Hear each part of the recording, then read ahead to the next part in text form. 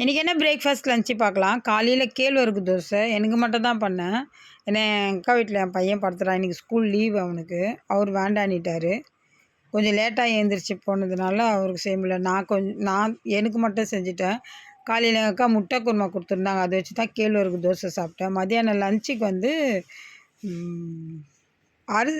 பருப்பு சாதம் மாதிரி பண்ணேன். பருப்பும் அரிசியும் போட்டு ஒன்றா அப்படியே கூட்டி விட்டுட்டேன். நல்லா கொதிக்க இருந்ததுங்க. மதியானம் கொஞ்சம் லேட்டாக தான் சமைச்சேன் நான். பருப்பு கிச்சடி மாதிரி பண்ணேன். இதுக்கு தொட்டுக்கிறதுக்கு வந்து முட்டை பொடி மாஸ் பண்ணியிருந்தேன்.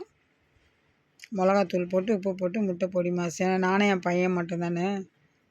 அதுக்கப்புறம் வந்து வெள்ளரிக்காய் கட் பண்ணி வச்சுருந்தேன். நான் சாப்பிடும்போது கொஞ்சம் சாதம், கொஞ்சம் வெள்ளரிக்காய், கொஞ்சம் முட்டை பொடி மாஸு. அதுக்கப்புறம் அக்கா வீட்டில் வந்து வெள்ளை மூக்கல்ல அவிச்சு கொடுத்துருந்தாங்க. அது கொஞ்சம் வச்சு தான் நான் மதியானம் லஞ்சு சாப்பிட்டேன். இன்றைக்கி இதுதான் பிரேக்ஃபாஸ்ட் லஞ்சு.